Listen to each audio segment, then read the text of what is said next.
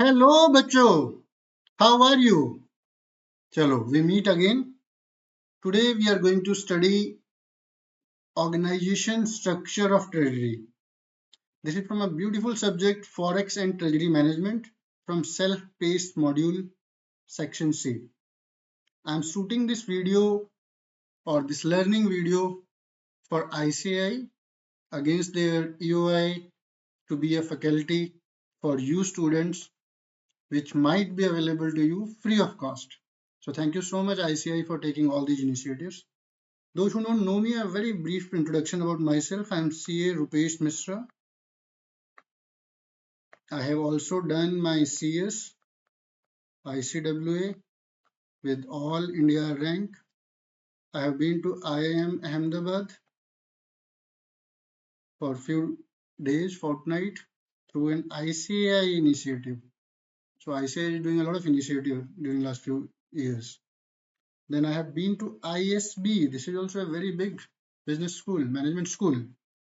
This was on account of my organization. So I know a lot of things, how these, IIM, ISB teach, what is expected from a CA. And I have been in the corporate world for last around 17 plus years. I have been teaching for last 17 plus years. I have a very good, very solid student base, which I am proud of. Now coming to our chapter, organization structure of treasury. What we are going to cover in this chapter. After reading through this chapter, one shall know what's the organization structure of a treasury. Within an organization structure, there is a specific structure or structure of a treasury team. What do the treasury team does? What's the function of the treasury department? What are the main core? I mean, they are not the producer, they are not the sellers, they are not the HR managers, they don't do audit, etc. I mean, they do audit for their own department. So there is a specific core functions of the treasury department that we're going to learn. That's very important, and expertise knowledge is required. And whatever treasury department is, the treasury department head, which is called treasury manager, what's his role, what's his responsibility, or maybe her responsibility. There are many organizations where the treasury head is a lady. And then, there is always a discussion, is treasury a cost center or a profit center or a mix of it? That's why the word integrated. So those are all the things which are we're going to learn today from an advanced learning approach, not a basic learning approach. I mean, person like me with 17 plus years of experience, if you are reading, I will expect you to shoot the best of the questions, advanced level of questions, because post qualification of this exam, you would be expected to be an expert of treasury. You would be near a gazetted officer. You would be a chartered accountant once you qualify the exam.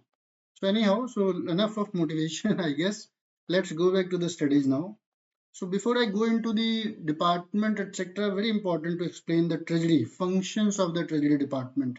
When you know the function, then only you will be able to understand the other stuffs associated with the treasury department. काम क्या करता है treasury department? इसके main responsibility क्या है? Functions की हिंदी होती है कार्य. What's the role responsibility of a treasury department? चलो, बहुत ही अच्छा लगेगा जब आप ये देखेंगे, आपको मजा आ जाएगा. जो I mean, I'll say cream of the chartered accountants go into the treasury as a sort of core function. But having said, once you become CFO, you anyhow have to be responsible largely for the treasury also. So सबसे पहला जो काम है, one of the most important action or function is forecasting of cash. अब आप लोग CA final के students हो, आपको मतलब आई थिंक हेडिंग से ही समझ में आ जाता होगा, but I will tell you briefly. Cash forecasting is a very very critical activity. CEO को भी चाहिए. अगर आप कोई you can not have a cash management, cash forecasting, आपको पता होना चाहिए कि अगले 3 महीने बाद मेरी कैश पोजीशन क्या होगी. आप जब 1 तारीख को सैलरी देने जाओगे, कैश है या नहीं है? लोन तो नहीं लेना पड़ेगा, पर लोन लेना पड़ेगा. इज इट अवेलेबल लाइन्स और you have to run after the banks. आपके जब इनवॉइसेस ड्यू होते हैं, do you have the cash? अभी इसको आगे भी फर्दर डिवाइड हो जाएगा ये short term, mid term, long term में. But forecasting of the cash receipt minus payment minus ad hoc expenses plus ad hoc incomes, any surplus which you want to give to your shareholders as dividend, that all will fall under the cash planning, cash forecasting. Very, very important functions.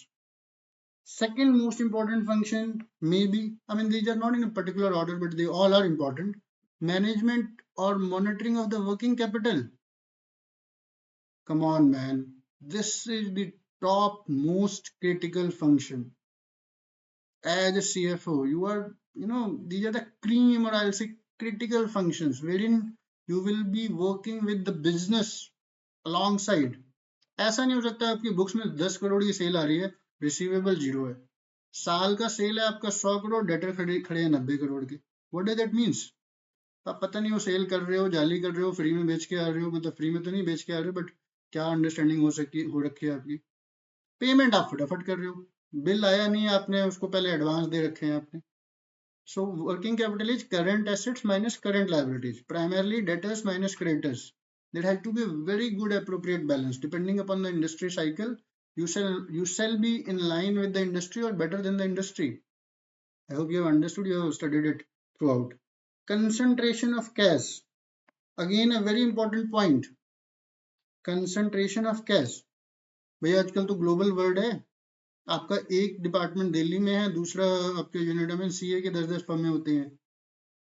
कोई भी टाटा जैसी company पूरे India के हर कोने में, हर district में बैठी हुई है. हर बैंक्स की डिफरेंट ब्रांचेज होती हैं. तो आपके पास फ्री कैश कितना है? चेन्नई यूनिट आपका 100 करोड़ प्रॉफिट में है, आपका जमशेदपुर यूनिट 100 करोड़ के लॉस में है, तो आप 100 करोड़ वहां पे बोरो थोड़ी ना करोगे. So concentration and centralisation of the cash, pooling of the resources is very important function of the treasury department. Any case आजकल सारे जो बैंक है वो CBS enabled है, so every single branch can become your home branch. It's not that कि आपको physical checks move करने पड़ेंगे and all. That's a very practical detailed topic we'll discuss separately. But cash को centralize करना, concentrate करना, resource pool करना is the function of a treasury manager or treasury department. Capital outflow. अगर आपके पास suppose कुछ cash इकट्ठा हो गया, you want to diversify, that's your call. Cash इकट्ठा हो गया, you want to invest. Where will you invest? You will invest in FD, you will invest in mutual fund, you will invest in AIF. Companies will not permit you to invest in stock market because that's a risky bet, but all type of sure, wherever the risk is limited and returns are may vary, there you will invest. And there might be you might be working in a corporate where you might have to invest in mutual funds, even equity mutual funds, hybrid funds, depending upon how much your board of director and the shareholders have allowed you. But generally, they will be, I'll say, largely corporate will invest in a low risk type of instrument securities, which we call it fixed income securities or hybrid securities. Anyhow, grant credit. भैया सबसे ताकत देखो, आप responsibility देखो treasury department की. कोई vendor आ गया आपसे, वो कहता है यार मेरे को उधार पे लोन दे दो, जो आपका सेल डिपार्टमेंट है वो नहीं करेगा, वो आपको अप्रूवल के लिए भेजेगा. CFO आपको बोलेगा कि आप इसको चेक करके बताओ कि ठीक भी नहीं. आप उसकी हिस्ट्री देखोगे. Treasury department have expertise knowledge कि कैसे क्रेडिट रेटिंग देखनी है, कैसे उसकी बैलेंस शीट को पढ़ना है, क्या वो वापस दे भी पाएगा या नहीं. तो आपका इसमें भी बहुत बड़ा से होता है.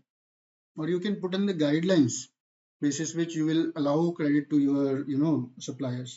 Raising money, actual main function तो ये भी है. So wherever the funding, balance sheet, capitalization involved.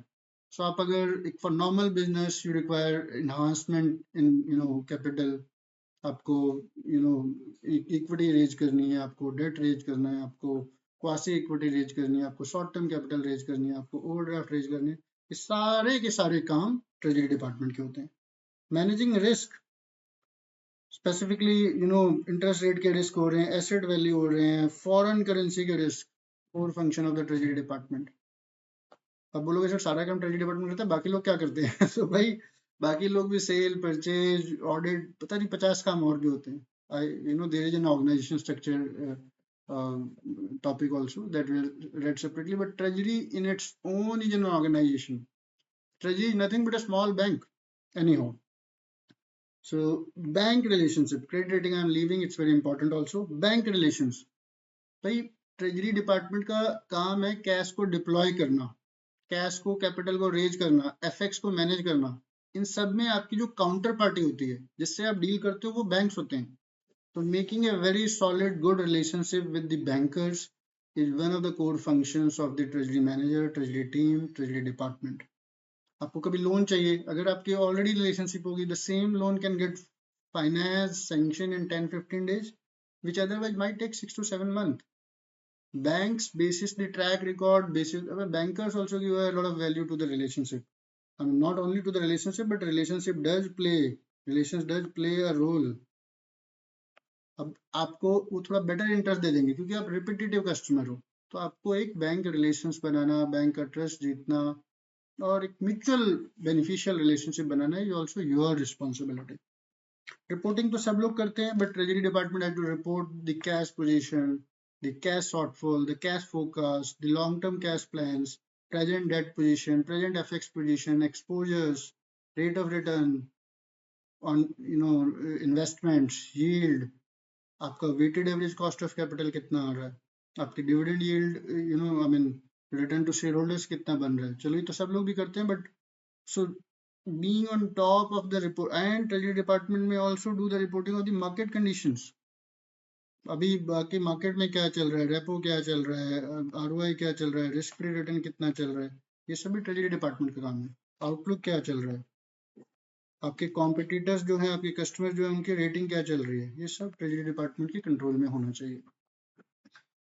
अगर कोई मर्जर होगा उसके लिए फाइनेंसिंग कहाँ से आएगी, एबिलिटी है या नहीं है, is it a good bet, etc. Treasury manager, treasury department plays a very crucial role.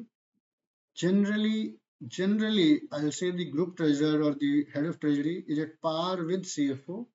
If CFO itself is a medium-sized company, then CFO is the head of treasury, or a director of finance is the head of treasury. Anyhow, so they may have a person known as head of treasury, but that person will report into CFO. And in a large organization, the head of treasury department directly report into the CEO or the chairman or the promoters. I'll say all the big companies, because it itself is a vast function.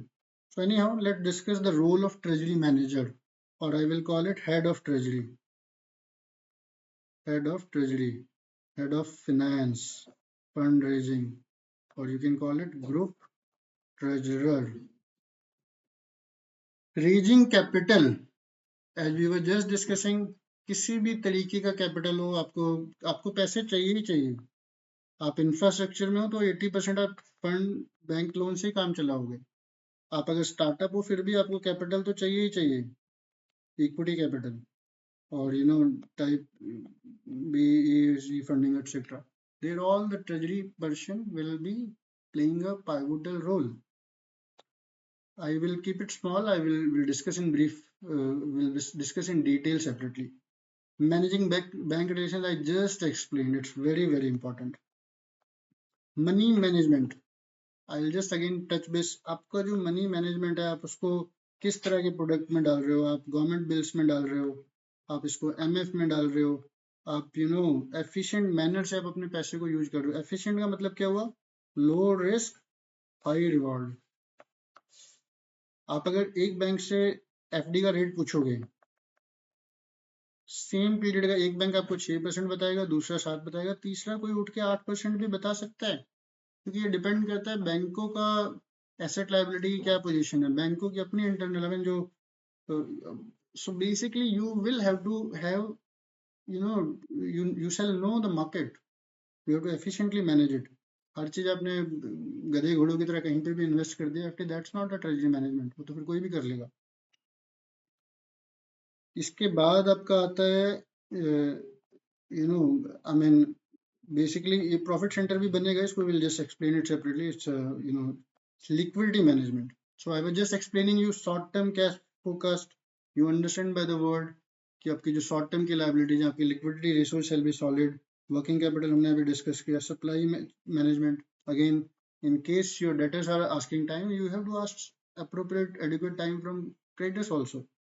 Short term financing plan होने चाहिए आपके पास OD line होनी चाहिए, आपके पास WCDL sanction होना चाहिए, आपके पास जो इन्वेस्टमेंट हो, कहीं ऐसा ना हो कि आपने सारी अपने ग्रेटर देन 12 मंथ में कर दी. You have to have investment in smaller duration also, appropriate financing for, I'll say short term में 1 to 3 months, you shall have a near about 100% idea how will you fund your requirement, business requirement. Guys, I'm sure you are not getting bored. I know it's getting monotonous. It would have been better if I was live and you were asking questions, but feel free to drop in your questions. Everything will get replied on the live session. Medium term focus होना चाहिए, 12 to 18 month का आपका focus होना चाहिए. You have a full cycle. कुछ organisation का cycle छोटा होता है. So depending upon what your cycle is, you shall have a medium range plan also. Like I will say, I mean, just to explain some, मतलब कुछ एक crop business है, agriculture business है, उनका प्रोडक्शन एक पर्टिकुलर पीरियड में ही होता है. कुछ एक बिजनेस है जब वो बारिश में रुक जाते हैं. ज़्यादातर बिजनेस पूरे साल भी चलते हैं, बट पूरे साल में भी चलते हैं. कुछ एक फंक्शंस जो जो अपने फेस्टिव सीजन होते हैं उसमें they are on high, otherwise they are on low. So you have to make a full balance of 12 month period. कैसे क्या चलेगा, long term cash focus, this is very important.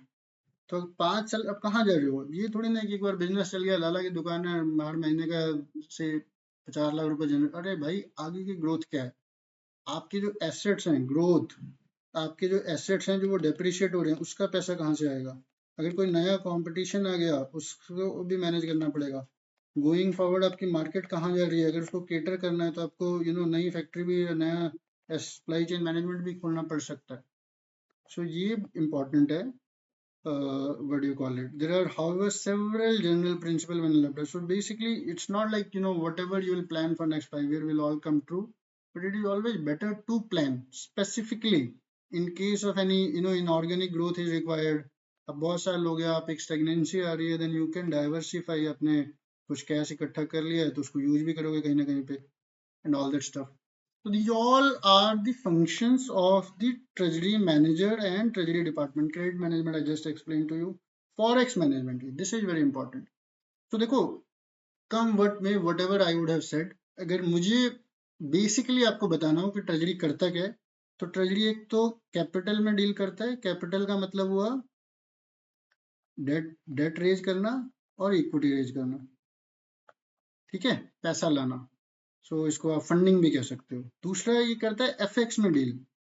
तो FX position, foreign currency fluctuation, ये मैं अभी explain करता हूँ. तीसरा आपका इन्वेस्टमेंट हो गया. इन्वेस्टमेंट में आप जो अपना पैसा एफडी में डाल रहे हो, एमएफ में डाल रहे हो, या आप कहीं किसी और बिजनेस में डाल रहे हो आगे.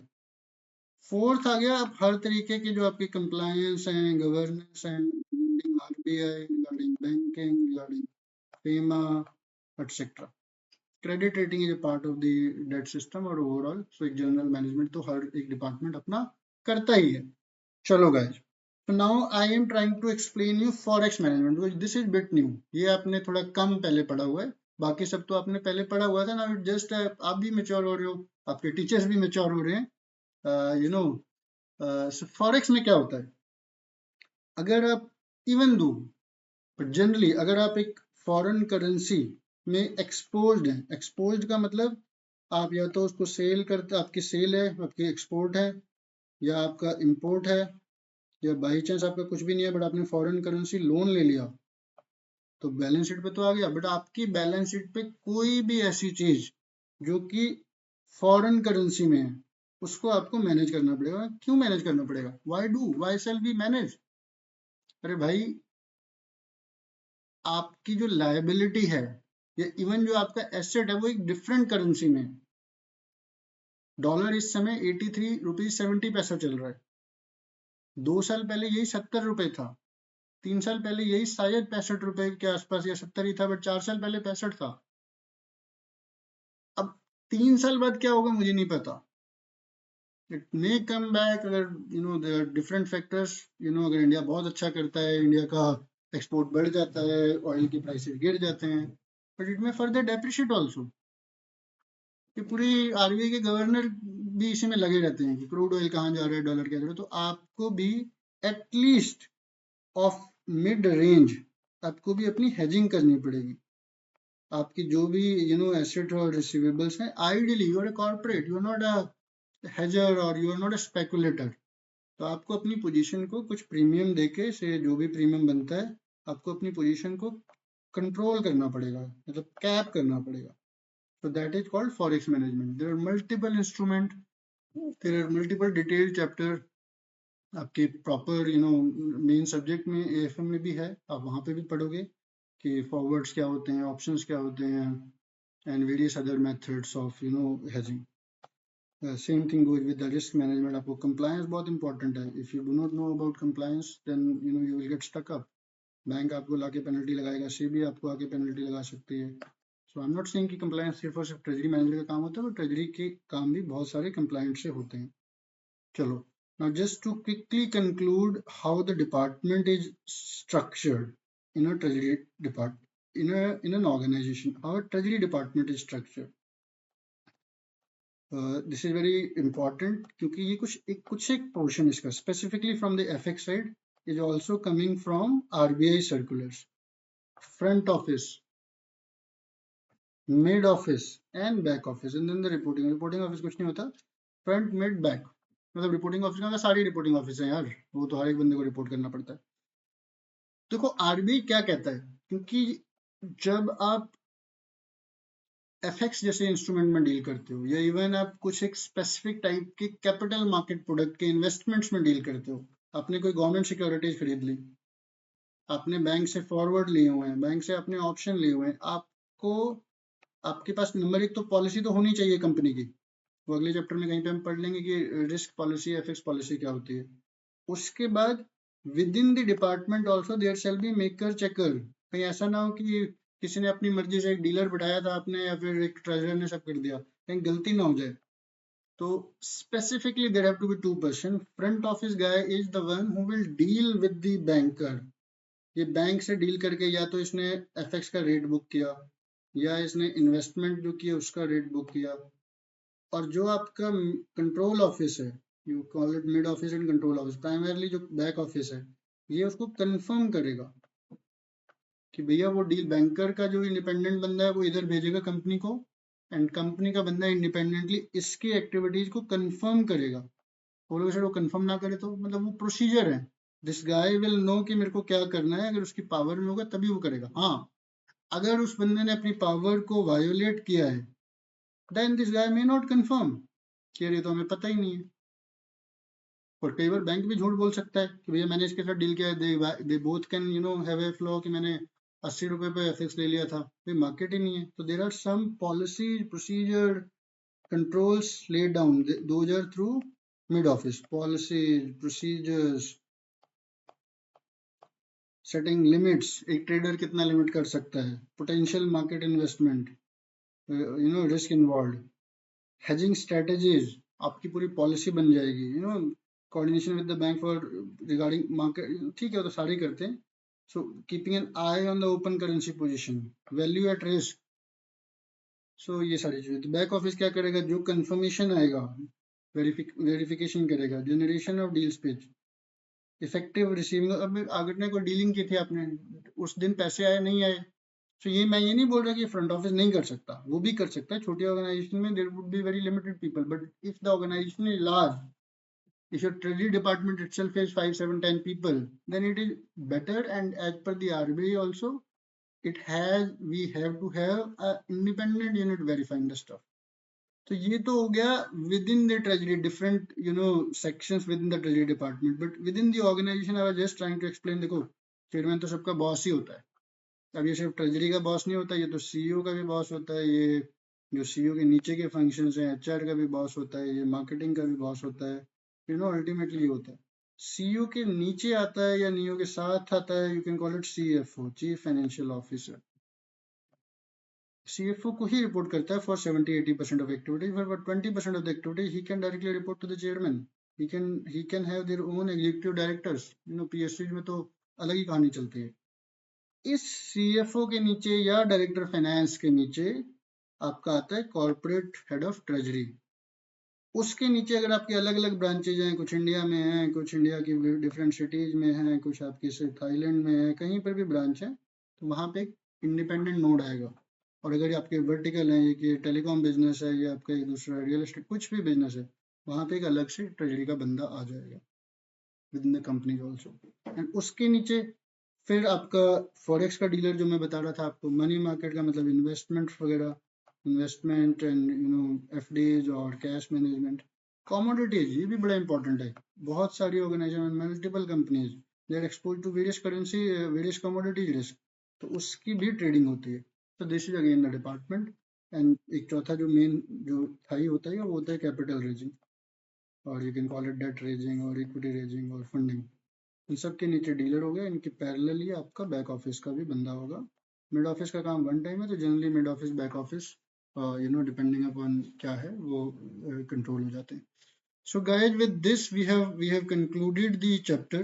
I know I was quite fast, but theory subject है, खुद पढ़ो.